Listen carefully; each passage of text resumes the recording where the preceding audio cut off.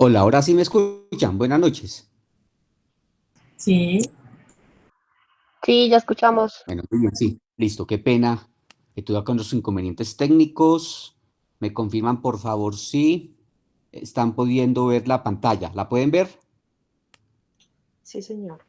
sí. Sí, Listo, muy bien. doctor. Entonces vamos a empezar. Sí, ahí se ve.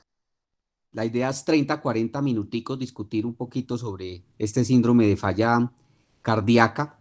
Nos vamos a basar principalmente en las guías institucionales, que son las primeras que ven arriba. Nos basamos en las guías europeas, publicadas en el 2016. Sin embargo, voy a hacer unas referencias muy chiquitas a lo que ha salido después de estas guías europeas.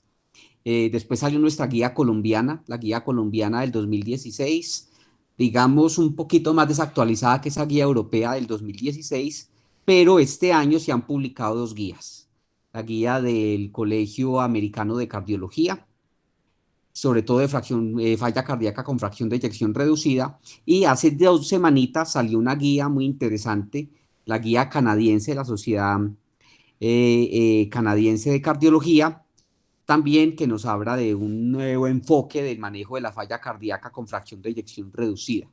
¿Por qué fracción de eyección reducida? Porque es que los estudios en su mayoría se han hecho en este tipo de falla cardíaca y es donde los tratamientos que utilizamos han demostrado impacto. La falla cardíaca con fracción de eyección preservada, digamos, no hay todavía como evidencia de tratamiento que sirva y por esto pues es que nos enfocamos principalmente en falla cardíaca con fracción de eyección reducida. Entonces, ¿qué es la falla cardíaca? Es un síndrome, es, como su mismo nombre lo dice, un síndrome donde hay un conjunto de signos y síntomas que derivan de un trastorno que denota un daño funcional o estructural del corazón. Casi que la falla cardíaca ocurre cuando hay una disminución del gasto cardíaco, secundario a elevación de presiones intracardíacas y que genera pues esta aparición de esta constelación de signos y de síntomas que pueden aparecer tanto en el reposo como en el ejercicio. ¿Qué nos dice la guía institucional y la guía europea? Que clasificamos la falla cardíaca en fracción de eyección preservada por encima del 50%, fracción de eyección medianamente reducida entre el 40 y el 49%, y falla cardíaca con fracción de eyección reducida que está por debajo del 40%. No solamente es la fracción de eyección como lo ven ahí en la tabla, debe estar asociado generalmente a la fracción de eyección que les acabo de mencionar, pero también a signos y síntomas de insuficiencia cardíaca. Los que conocemos todos los síntomas pues, de los criterios de Framingham siguen siendo los vigentes para usted establecer la posibilidad diagnóstica de falla cardíaca.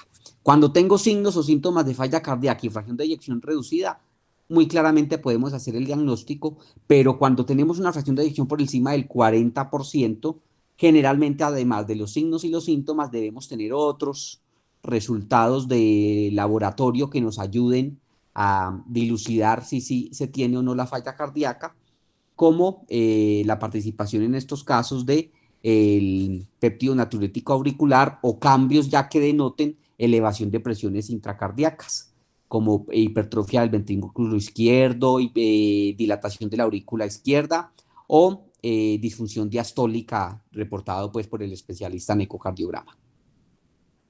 Podemos clasificar la falla cardíaca según la fracción de eyección, según la severidad de los síntomas. Esa es la clasificación pues, de la New York Heart Association, la NIHA, que todos la conocemos, clase 1, sin limitación para la actividad física, hasta clase 4, cuando el paciente ya tiene disnea o incapacidad en reposo. O también está la clasificación de la American Heart Association, la AHA, que nos habla según los estadios. Estadio A, que es el paciente que tiene factores de riesgo para falla cardíaca. Estadio B, cuando ya hay un cambio estructural, pero sin síntomas de falla cardíaca. Puede ser que el paciente haya tenido un infarto, quedó con la trastorno de la motilidad, digamos, apical, pero no tiene síntomas de falla cardíaca, o tiene ya una hipertrofia del ventrículo izquierdo, pero no tiene síntomas de falla cardíaca. El estadio C es cuando ya los pacientes nos consultan y es cuando ya hay signos y síntomas de falla cardíaca asociado a alteración estructural. Y el estadio D cuando hay ya síntomas refractarios a pesar del tratamiento médico. ¿Por qué es importante esta estadificación? Porque a mayor estadio, pues más posibilidad de un pronóstico adverso y de mortalidad y obviamente a medida que van avanzando los estadios, menos posibilidad hay de regresión a un corazón estructuralmente sano.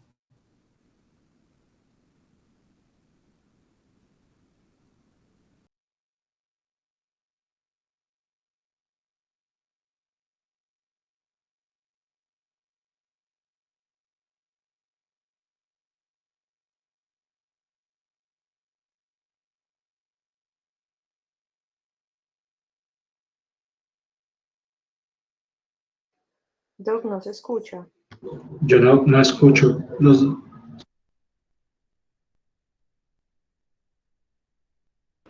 Nada, Doc, no se escucha.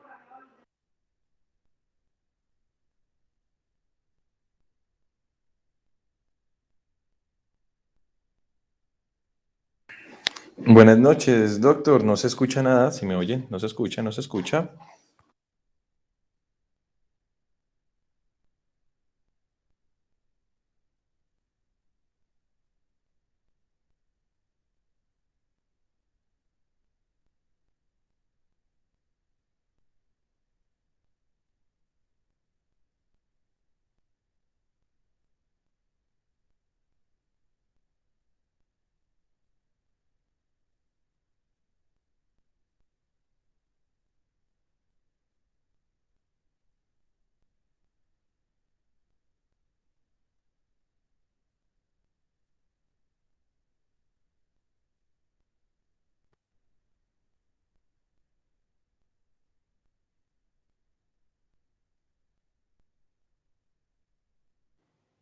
Hola.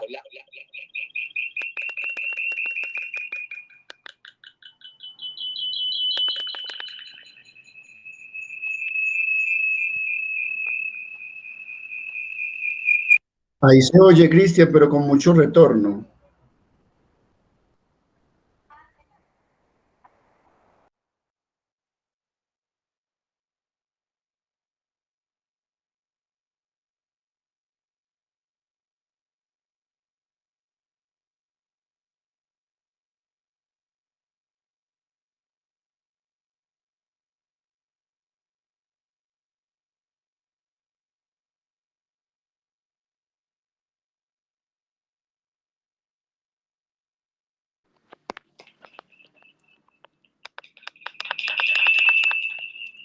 ¿Ahora me escuchan? Sí, señor. Tengo algo acá de inconvenientes con el sonido del computador, pero entonces estoy grabando desde el celular el sonido. Bueno, muy bien. ¿Hasta dónde me escucharon? A ver si me devuelvo. ¿Hasta cuando comenzaste con esa diapositiva, Cristian?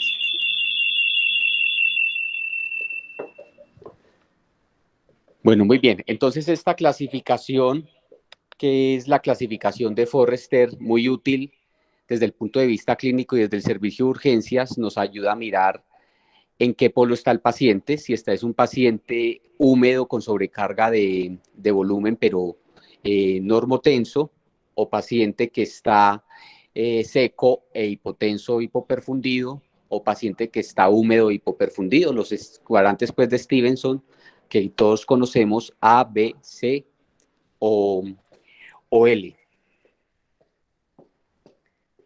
También tienen implicación pronóstica este tipo de clasificación.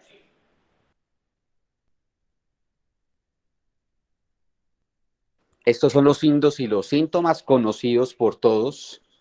Muy importante pues tener énfasis sobre todo en la vendopnea. Recuerden que es cuando el paciente siente asfixia al inclinarse hacia adelante.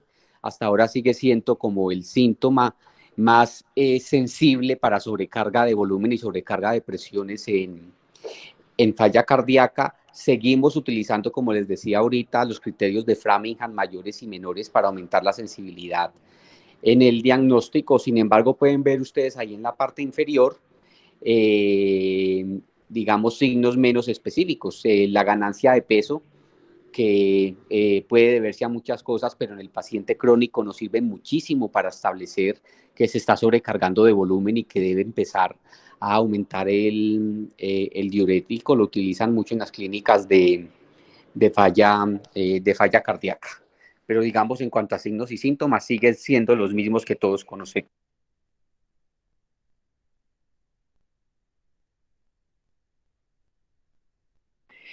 En cuanto a signos y síntomas y la parte epidemiológica, perdón, sigue siendo uno de los motivos de consulta más frecuentes en la parte de hospitalización en medicina interna en países desarrollados. Hay estudios de prevalencia en nuestro país, una prevalencia aproximadamente del 2.5%, que no es insignificante. El 2.5% de la población adulta con esta enfermedad es algo para tomar en cuenta.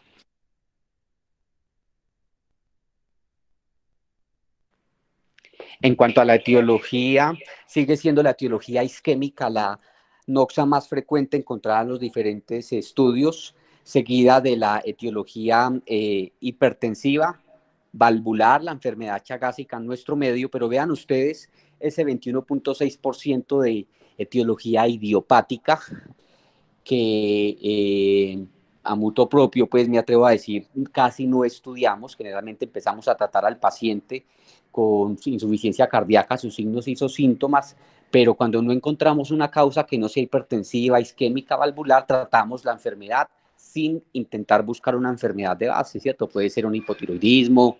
Ahorita está muy en boga la amiloidosis cardíaca, que es muy común en adultos mayores, claro que principalmente con fracción de eyección conservada, pero vale la pena en estos pacientes que se salen de estas etiologías que acabo de mencionar, hacer un estudio más avanzado por medio de TSH, electroforesis de proteínas con cadenas livianas lambda y kappa para mirar pues amiloidosis y, por qué no, una biopsia endomiocárdica, una biopsia cardíaca o una resonancia magnética que nos ayudaría mucho a dilucidar diferentes causas infiltrativas.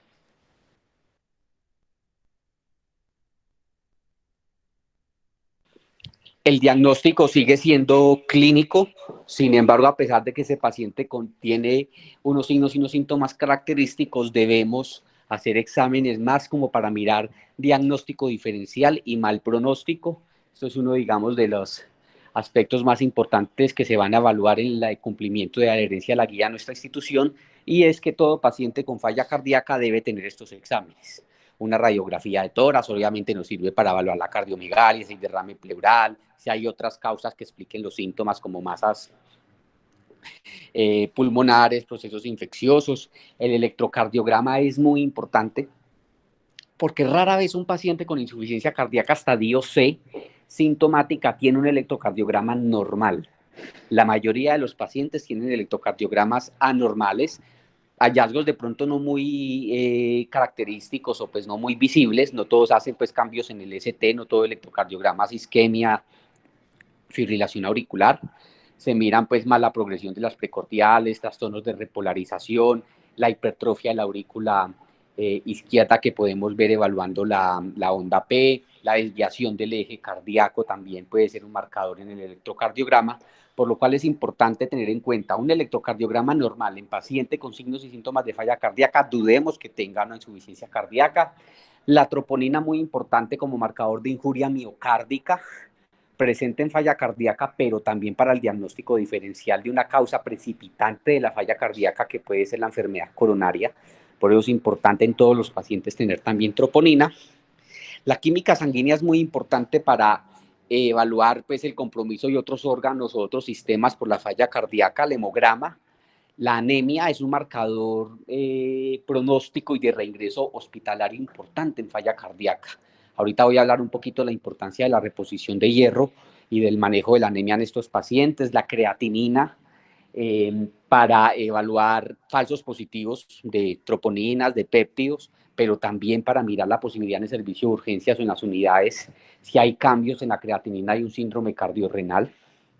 Los electrolitos nos sirven por los medicamentos que utilizamos usualmente en paciente con falla cardíaca que puede alterar el potasio, subirlo o disminuirlo, aunque el sodio también es muy importante porque es un marcador pronóstico en falla cardíaca. Los pacientes con hiponatremia y falla cardíaca tienen peor pronóstico de vida.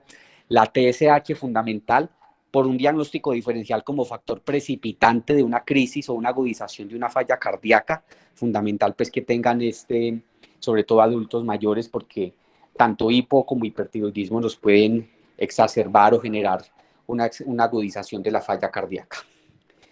Voy a hablar ya en las diapositivas siguientes de estos dos exámenes que son ahorita un pilar fundamental en todas las guías, que es el péptido natriurético y el ecocardiograma.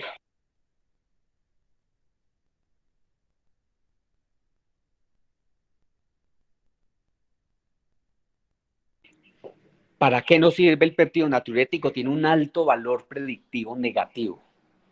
¿Qué quiere decir esto? Que un paciente con signos y síntomas de falla cardíaca, pero péptidos natriuréticos por debajo del valor normal, son pacientes que muy poco probable va a tener una insuficiencia cardíaca. Nos sirve para descartar la falla cardíaca, pero adicional a esto también nos sirve para, en casos de dudas diagnósticas, pacientes que tengamos la duda en cuanto al origen de la disnea, nos ayuda mucho el péptido para establecer un origen cardíaco y también para seguimiento del tratamiento. El paciente con falla cardíaca aguda, podemos hacer péptidos natriuréticos cada 3-4 días y eso nos va a decir si el tratamiento que estamos realizando está sirviendo o no para el paciente.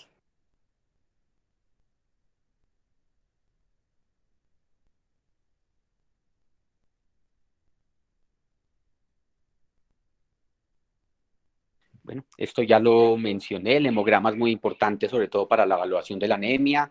Las pruebas de función hepática nos sirve para colestasis por sobrecarga de volumen.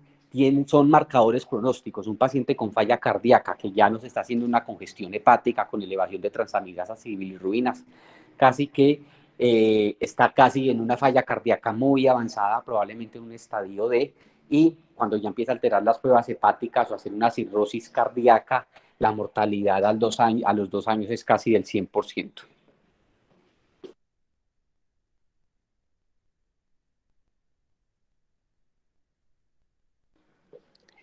Entonces, etiología, volvemos a hablar de las principales causas etiológicas en falla cardíaca: la enfermedad coronaria, la hipertensión arterial, las valvulopatías, la enfermedad de Chagas, pero recordemos ese otro 21-22% que mencionaban, que no se encuentra la causa, ahí se menciona. Ya existe el término cardiomiopatía diabética, esa glicolización de las proteínas que genera esa diabetes descompensada puede afectar también el cardiomiocito, las proteínas cardíacas, y puede generar un cuadro de falla cardíaca de origen diabético. Las taquicardiomiopatía también, cualquier taquiarritmia que ya empiece a afectar tanto el corazón para bajar el gasto cardíaco, nos generan signos y síntomas de insuficiencia cardíaca. Y no olviden pues esos términos de miocardiopatía idiopática. Todo el término idiopático pues casi que es de desconocimiento, siempre hay una causa de base y ahí tendremos que buscar causas más raras como el hipotiroidismo, la amiloidosis, sarcoidosis, enfermedades de depósito como hemosiderosis que pueden generar síntomas de falla cardíaca. Y en el caso de la parte hospitalaria, es fundamental cuando un paciente nos llega con falla cardíaca establecer qué precipitó la agudización, porque si nosotros no impactamos en el factor precipitante, vamos a generar que el paciente posteriormente vuelva a reconsultar. ¿Cuáles son los factores precipitantes? El más común: no se tomó bien los medicamentos, pero pueden encontrarse hipertensión arterial mal controlada que aumenta las presiones y genera la agudización de la falla cardíaca, la enfermedad coronaria, un infarto pues, que haya generado, o una arritmia que haya generado la falla cardíaca aguda, tromboembolismo pulmonar, sobrecarga de volumen no por la falla cardíaca, sino por una disfunción renal, cualquier infección que genere mayor estrés cardíaco y mayor necesidad de reserva fisiológica cardíaca, como ese corazón está estructuralmente dañado, cualquier infección puede agudizar una falla cardíaca persistente, lo vemos todos los días en las áreas de hospitalización, o medicamentos que generen también agudización de la falla cardíaca. Estamos hablando de medicamentos como uso de esteroides, antiinflamatorios no esteroideos, quimioterapia cardiotóxica.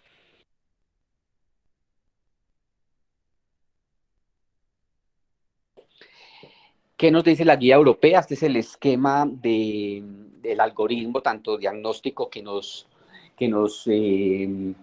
que nos propone la guía europea y que nosotros añadimos en nuestro hospital por medio de la guía de práctica clínica.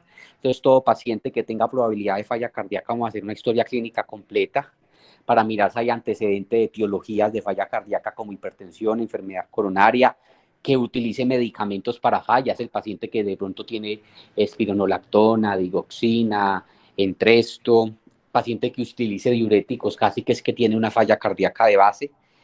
Ese paciente con los factores de antecedentes, con el examen físico, con los criterios de Framingham, la bendomnea, vamos a hacerle un electrocardiograma.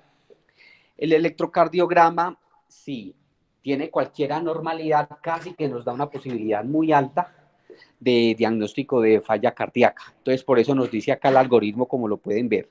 Si un paciente tiene la historia clínica, el examen físico, la normalidad del electrocardiograma, no necesito péptido natriurético para hacer el diagnóstico. Sin embargo, si el paciente tiene solamente uno o dos de esos tres, no completa los tres criterios, ahí es donde el péptido natriurético nos puede ayudar para hacer el diagnóstico de falla cardíaca. Ven ahí ustedes los puntos de corte. Ya les voy a mencionar un poquito más adelante que estos puntos de corte no son estáticos, sino que dependiendo de la edad de los pacientes y de otros factores de otras enfermedades, los puntos de corte pueden ser mayores. Ya con el péptido natriurético, si el péptido natriurético está anormal, pues entonces muy probablemente el paciente tiene la falla cardíaca si aunamos a uno o dos de las características del primer recuadro, electro, examen físico, historia clínica, y vamos al otro punto. Todo paciente con falla cardíaca de novo, diagnóstico de novo, se le debería hacer, adicional al péptido natriurético, si teníamos dudas, un ecocardiograma. Hago énfasis, solo en los pacientes con falla cardíaca y diagnóstico de novo. El paciente que ya tiene una falla cardíaca crónica, que tiene ecocardiogramas recientes, pues no va a necesitar un ecocardiograma nuevo, a no ser de que sospechemos pues un daño muy grande estructural de novo. Pero el ecocardiograma de esta guía pues es el énfasis de hacerlo cuando hacemos el diagnóstico por primera vez de la insuficiencia cardíaca.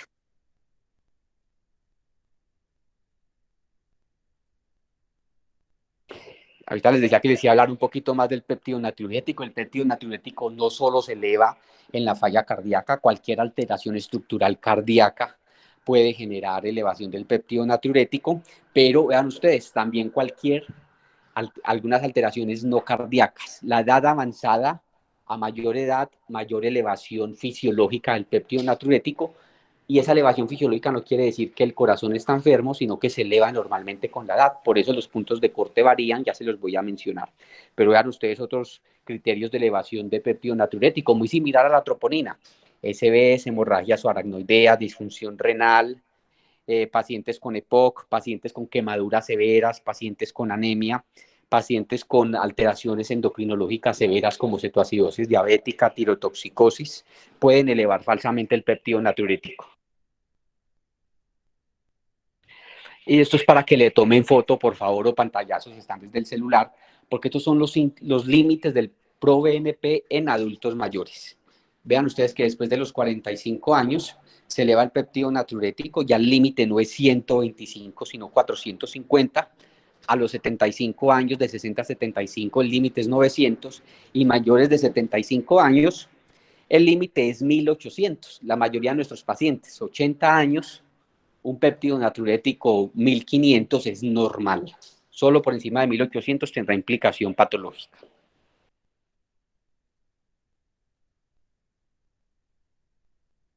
¿Para qué nos sirve el ecocardiograma? Entonces, fundamental para mirar la función ventricular de forma regional o global, si es una cardiopatía hipertensiva dilatada o es por una enfermedad coronaria no conocida previa donde ya se encuentran alteraciones de la motilidad, para mirar las válvulas, eso nos puede ayudar también sobre etiologías de la falla cardíaca, que no sean enfermedades del pericardio, una pericarditis. Y fundamental por la clasificación, la fracción de eyección, es fundamental clasificar al paciente según el ecocardiograma. Por eso todo paciente con falla cardíaca de novo, diagnóstico de novo, debe tener el ecocardiograma.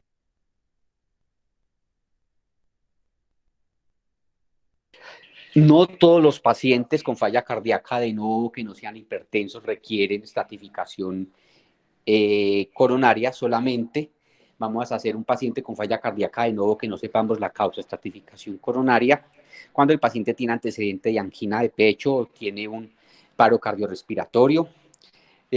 Pacientes que de pronto tengan una fracción de eyección reducida, pero ese paciente tenga de pronto viabilidad miocárdica con posibilidad de revascularización y preservación de ese corazón aturdido por la isquemia, vamos a hacer la estratificación. Y sobre todo pacientes también que tengan fibrilación auricular aguda con taquicardiomiopatía, choqueados, donde probablemente la causa de esa falla, esa fibrilación auricular aguda con alteración del gasto cardíaco sea una isquemia, o también fundamental cuando el paciente le vamos a hacer una corrección de una valvulopatía, sea cual sea, por protocolo se le debe hacer un cateterismo.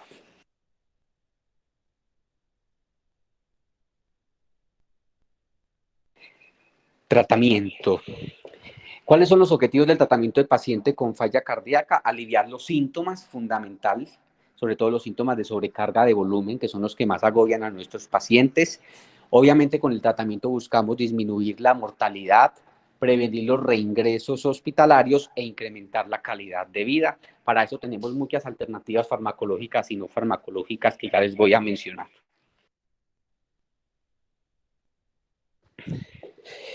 Manejo no farmacológico, muy importante la educación en cuanto al paciente y a la familia de lo que es la enfermedad, cómo utilizar los medicamentos, cómo pesarse, cómo utilizar los diuréticos, la restricción de sal por la sobrecarga de volumen fundamental, lo mismo la restricción de líquidos.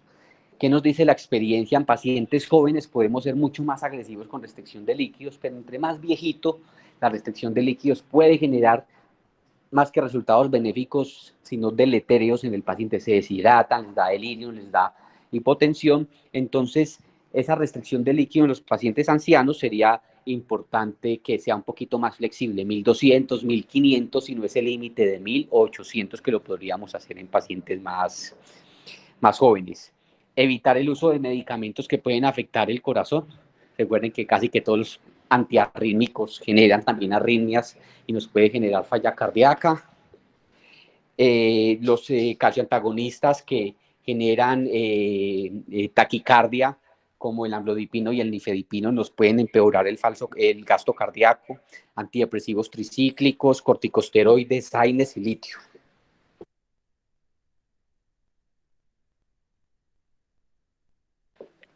Estos son los medicamentos base para todo paciente con falla cardíaca. Casi que todo paciente con falla cardíaca debe darse salida con estos medicamentos, porque son los que han demostrado disminución de la mortalidad cuando los utilizamos en conjunto por encima del 60%. IECAS o VARA2, beta bloqueadores, y en el caso de falla cardíaca con fracción de eyección reducida, los inhibidores del receptor de mineralocorticoide. O sea, pues estamos hablando de espironolactona. Estos son los que aparecen en la guía de 2016. Sin embargo, las otras guías que ya les voy a mencionar están empezando a utilizar otro tipo de medicamentos como de primera línea para el manejo de la falla cardíaca. Ya los otros medicamentos que están en blanco son medicamentos que utilizan cuando ya no responden a estos medicamentos de primera línea. Eso es lo que recomienda la guía colombiana, la guía europea de 2016. Pero del 2016 adelante, por ejemplo, con los inhibidores de la neprilicina, estamos hablando del sacubitril valsartán, que es el medicamento que tenemos en el medio, aparecen como de primera línea ya para manejar a los pacientes.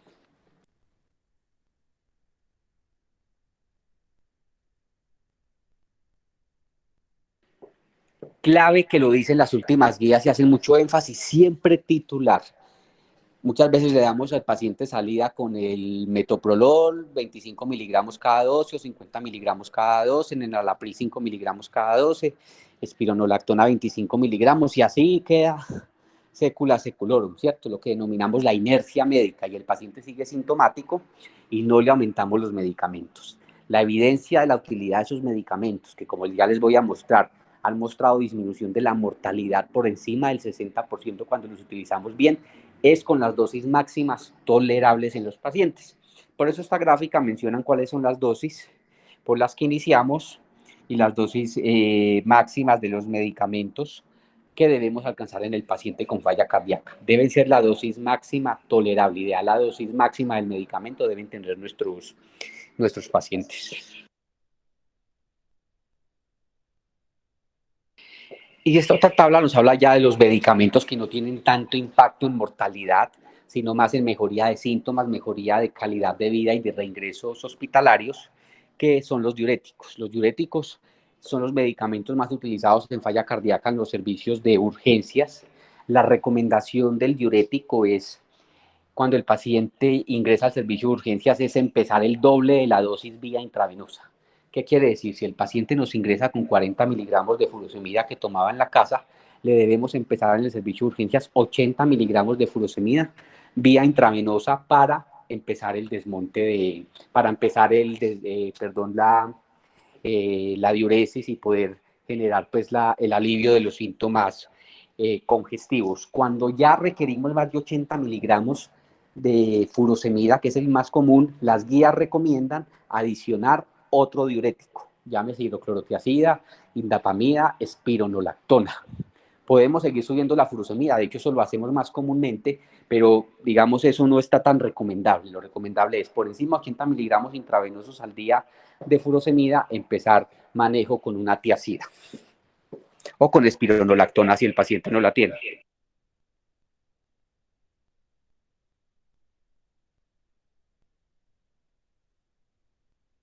Esta gráfica es muy importante porque nos habla del impacto que tiene cada uno de los grupos de medicamentos en disminución, no solamente de mortalidad, sino de hospitalización.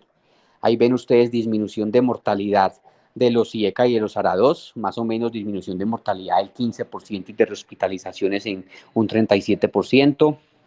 Los beta bloqueadores disminuyen la mortalidad un 20%, la hospitalización también en un 20%. La digoxina no nos sirve para mortalidad, pero sí para disminuir hospitalizaciones y mejorar calidad de vida. Vean ustedes cuando la utilizamos ese impacto que tiene, pero no sirve para mortalidad, eso es importante.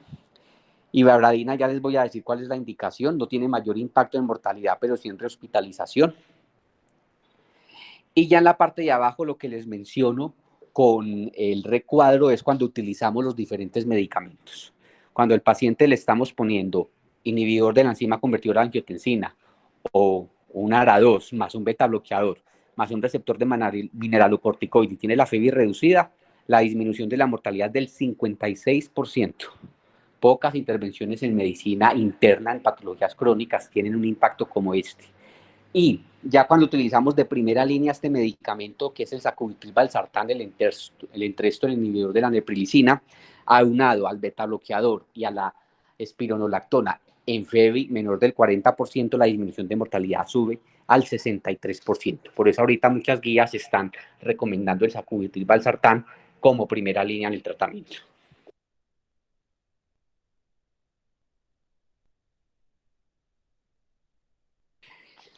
Bueno, la espironolactona, recuerden que la evidencia es en pacientes con fracción de eyección reducida, estadio C, es decir, que ya es sintomático, debemos estar muy pendientes del potasio y de la creatinina. Las dosis máximas para falla cardíaca es de 25 miligramos por día, o sea que con lograr 25 miligramos quedamos bien según de los estudios. Y ya si el paciente empieza a subir potasio, empezamos a rebajar la dosis, pero si el potasio está por encima de 5.5, la creatinina por encima de 2, no deberíamos utilizar espironolactona. Además del sacubitril/valsartán, pues todo lo que nos dio el estudio Paradigm, donde demostró que con fracción de eyección reducida el sacubitril/valsartán disminuye la mortalidad casi en un 30%, la mortalidad cardiovascular. Aparecieron después otros medicamentos, los inhibidores de la SGLT2, como la empaglifosina, la paglifosina, ya demostraron que aún en pacientes no diabéticos disminuye entre un 17 y un 25% la mortalidad cardiovascular en pacientes con falla cardíaca, ojo, en pacientes no diabéticos. Entonces, por eso ya se está utilizando en otros países con la indicación de manejo de falla cardíaca. Aún en nuestro país, lastimosamente, el INVIMA no ha dado esta autorización para estos medicamentos, por lo cual lo seguimos recomendando la empaglifosina y dapaglifosina en paciente con falla cardíaca y diabetes mellitus tipo 2 como tratamiento de primera línea en diabetes. Y este es otro medicamento, un estudio que se publicó en 2017, el estudio Victoria. El vericiguat es un análogo de la guanilciclasa. La guanilciclasa es una enzima que se encarga de disminuir el metabolismo del óxido nítrico, ocasionando vasodilatación de los vasos, en este caso de los vasos cardíacos, muy similar al riociguat, pues en los vasos pulmonares para tromboembolismo venoso crónico pulmonar. Entonces el vericiguat, ¿qué demostró? Un mínimo muy impacto en disminución de mortalidad, pero sí sirvió para disminuir los reingresos hospitalarios en pacientes que consultan frecuentemente. Entonces digamos que con el inhibidor de la neprilicina, los inhibidores de la SGLT2 y el vericiguat son los 3 medicamentos nuevos que en los últimos 4 o 5 años han aparecido dentro del arsenal terapéutico de la insuficiencia cardíaca.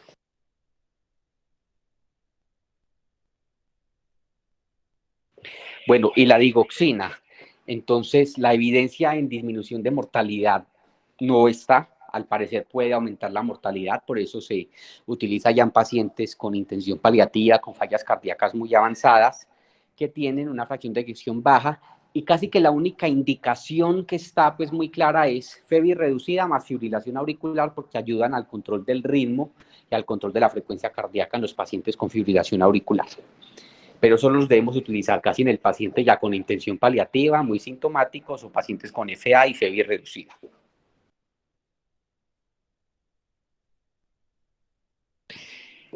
Les mencionaba ahorita la importancia de detectar la anemia. La anemia aumenta la mortalidad en pacientes con falla cardíaca.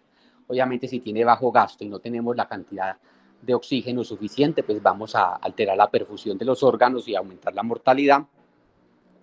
Y que se ha demostrado que corregir la ferropenia, la anemia de por sí en los pacientes con falla cardíaca es una anemia de enfermedad crónica, pero también cuando está asociada con ferropenia, no se logra mejorar la mortalidad, pero sí disminuye el número de hospitalizaciones, el número de reingresos y mejora la calidad de vida. ¿Cómo manejamos la ferropenia? Pues primero estudiándola, ¿cierto? Hacerle un estudio de ferroquinética a los pacientes con anemia y falla cardíaca, y si encontramos la ferropenia, la evidencia de mejoría de rehospitalizaciones y de calidad de vida está hecha con el hierro parenteral, no con suplencia oral.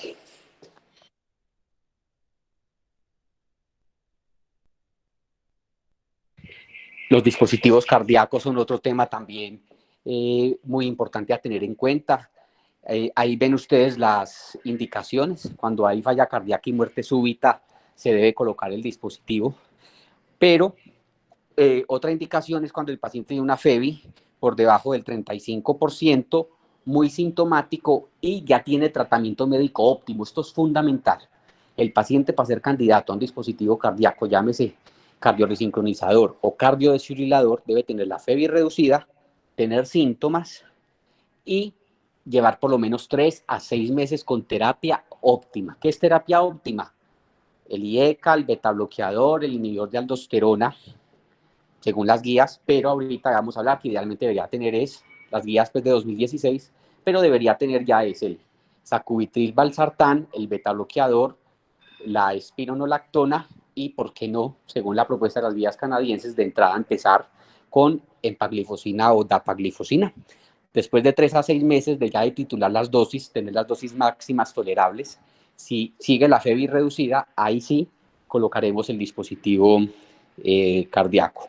Cardiodesfibrilador nos sirve para prevenir muerte súbita y el cardioresincronizador nos sirve cuando hay un bloqueo completo de rama izquierda, un QRS muy ancho, que esto quiere decir que hay una sincronía entre la contracción del ventrículo izquierdo y el ventrículo derecho, nos sirve para mejorar los síntomas de falla cardíaca.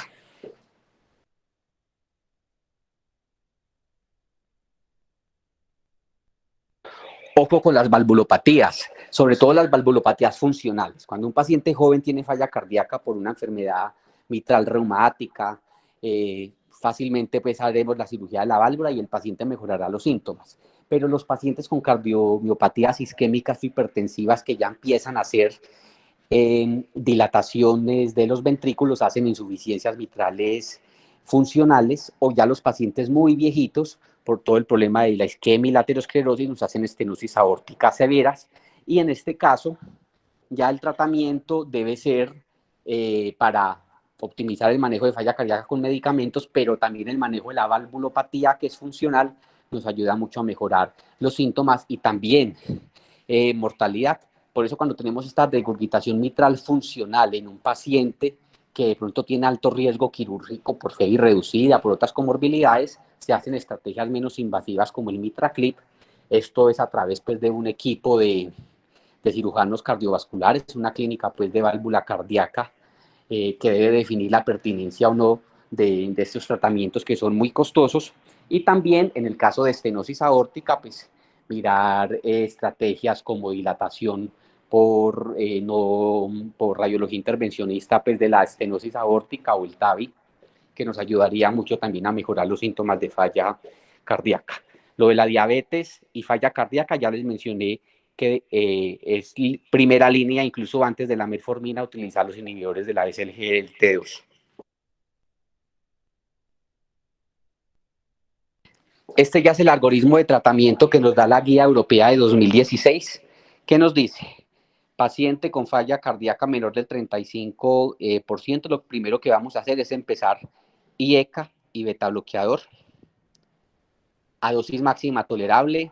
Sigue sintomático después de titular, después de 2-3 meses, le añadimos el inhibidor del receptor de mineralocorticoides, espironolactona. Esperamos otros 3 a 6 meses y si ya un sintomático y con FEBI menor del 35%, ya vamos a considerar cambiar el IECA o el ARA2 por sacubitril valsartán.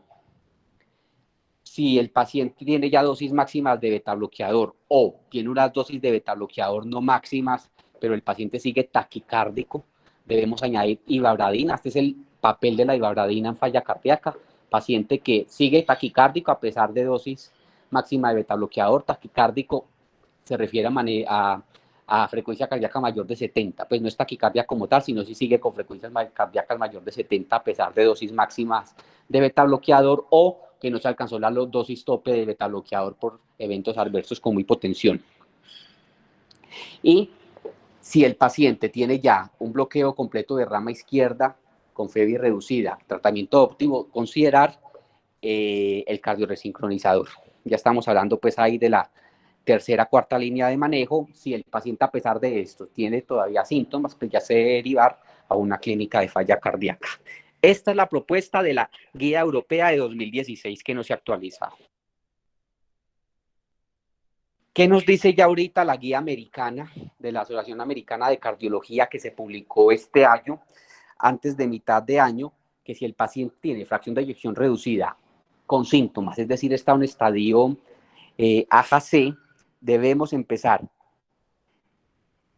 IECA a la 2 o inhibidor de la neprilicina, el ARNI. Preferiblemente el ARNI recomiendan en este momento pues ya los americanos, y adicional al IECA, al ARA2 o el inhibidor de la neprilicina, que sería el de elección, empezar el beta bloqueador y el agente diurético, que sería el inhibidor pues, del receptor de mineralocorticoide de la espironolactona. Guía americana, empezar sacubitril valsartán, beta bloqueador, espironolactona. Empiezo a titular dosis máximas tolerables. A los 3 meses miro, tiene ya las dosis máximas tolerables. Voy a mirar cómo si siguió sintomático y tiene tasa de filtración glomerular por encima de 30, le voy a añadir inhibidores de la SGLT2, empaglifosina o dapaglifosina. Si tiene frecuencia cardíaca por encima de 70, le voy a añadir ivabradina. En el caso de que el paciente sea de raza afroamericana, recomiendan añadir iralacina y isosorbide, que no la tenemos en nuestro país lastimosamente. Esta es la propuesta de la guía americana que se publicó pues este año. ¿Qué nos dice esta guía canadiense que se publicó hace 15 días?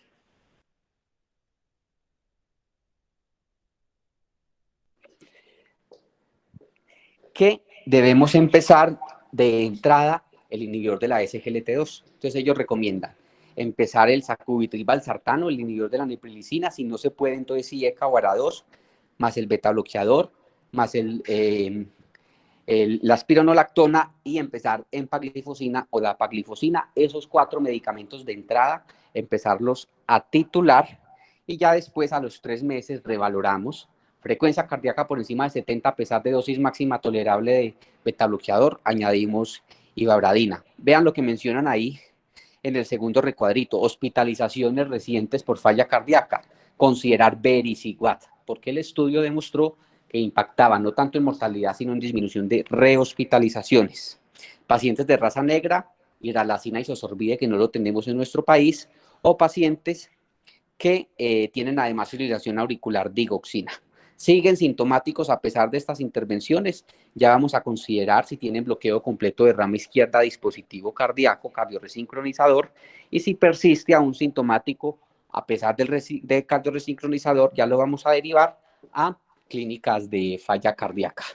Obviamente, antes de esto, con los ecocardiogramas, miramos si de pronto es candidato a un MitraClip, a un manejo de una estenosis aórtica, y ya después de esto, pues ya derivaríamos a la clínica de falla cardíaca o a un manejo ya paliativo en el caso de que el paciente no sea candidato a trasplante cardíaco o utilización de dispositivos de asistencia ventricular.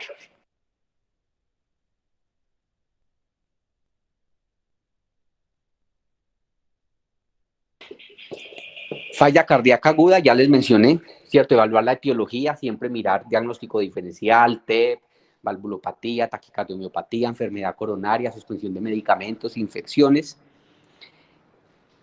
y establecer el manejo según los cuadrantes pues, de Stevenson. Si el paciente es húmedo o caliente, le vamos a empezar pues, el manejo con la furosemida. Si el paciente está ya frío, muy probablemente vamos a necesitar primero manejo con volumen antes del diurético, y después de lograr normalizar la presión, empezaremos el manejo diurético. O si el paciente está frío y seco, pues es el paciente que va a requerir muy probablemente soporte inotrópico y vasoactivo. Recordemos, el soporte inotrópico y vasoactivo no mejora la mortalidad, al contrario. Todo el soporte inotrópico y vasoactivo puede hasta empeorar la mortalidad, eso lo han demostrado todos los estudios de los medicamentos inotrópicos y vasoactivos. ¿Pero por qué los utilizamos? Porque sirven como puente. Los inotrópicos y vasoactivos en el paciente que tiene criterio de dosis sirven para puente, mientras utilizamos otros medicamentos que sí impactan en pronóstico y morbimortalidad.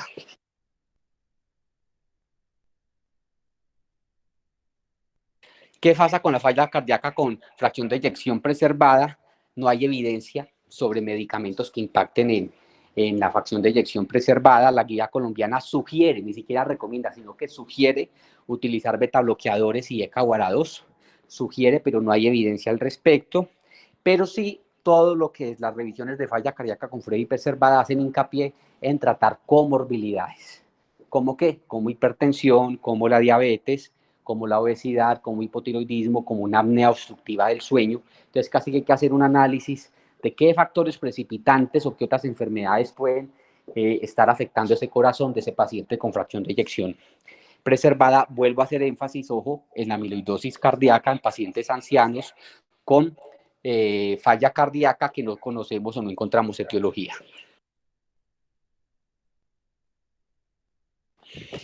Paciente con falla cardíaca aguda en urgencias, no hipotenso, sino al contrario, hipertenso. Recuerden que no solamente es el diurético, sino también disminuir esas presiones de las cavidades del corazón. Entonces, ese paciente muy sintomático, que está hipertenso, muy sobrecargado de volumen, además del diurético, debemos utilizar un inodilatador. Estamos hablando de nitratos intravenosos, sin dosis de bolo, solamente dosis de infusión, y la verdad la mejoría sintomática es muy, muy importante. Eso es algo que poco hacemos en los servicios de urgencias, pero la verdad que con 6, 12 horitas, 6, 8 horitas de nitrato, más el manejo diurético del paciente, que casi le mejoramos los síntomas y lo podemos trasladar posteriormente a una sala general. Si yo muy sobrecargado, no mejora el diurético, está en edema pulmonar, pues nos tocará ya ventilación no invasiva. El CPAP es casi que una de las indicaciones principales, el manejo del edema pulmonar de origen cardiogénico por falla cardíaca. Hago hincapié también en la furosemida. Se han hecho muchos estudios comparando bolos versus infusión de furosemida y no hay diferencia. Entonces, es igual colocar bolos cada 4, cada 6 horas de furosemida versus una infusión continua. Y ojo, también con muchos conceptos que tenemos del betabloqueador, que el paciente con falla cardíaca aguda se le debe suspender el betabloqueador y esto ya está reevaluado, no se le debe suspender el betabloqueador porque impacta en mortalidad y en pronóstico, solamente se suspende si el paciente está hipotenso y está bradicárdico. De lo contrario, debemos continuar el betabloqueador a igual dosis. Si el paciente está hipotenso, como todo el protocolo de hipotensión y de choque, primero carga de volumen, también aplica para falla cardíaca. Si a la prueba de volumen no me funciona, ya vamos a empezar pues el manejo de la hipotensión con un vasoactivo y posterior al vasoactivo muy probablemente requeriremos el inotrófico. Siempre en choque cardiogénico iniciamos primero vasoactivo y después inotrópico. ¿Por qué? Porque recuerden que todos los inotrópicos son hipotensores. Si nosotros empezamos inotrópico en un paciente hipotenso, lo vamos a hipotensar aún más. Y considerar lo que les mencionaba, cuando ponemos un inotrópico, un vasoactivo en choque cardiogénico, es por un medio para sostener el paciente para algo, para una revascularización miocárdica, para un cateterismo, para colocarle un dispositivo de asistencia ventricular, para hacerle una cirugía de la válvula. Si el paciente no tiene opciones ni de cateterismo, ni de revascularización miocárdica, ni de cirugía de válvula, es fútil poner inotrópico y vasoactivo y se deberá considerar pues, un manejo paliativo en estos casos.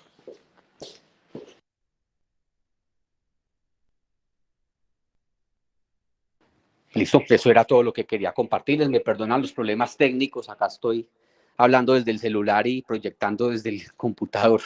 Muchas gracias a todos. Si tienen preguntas, comentarios, bienvenidos.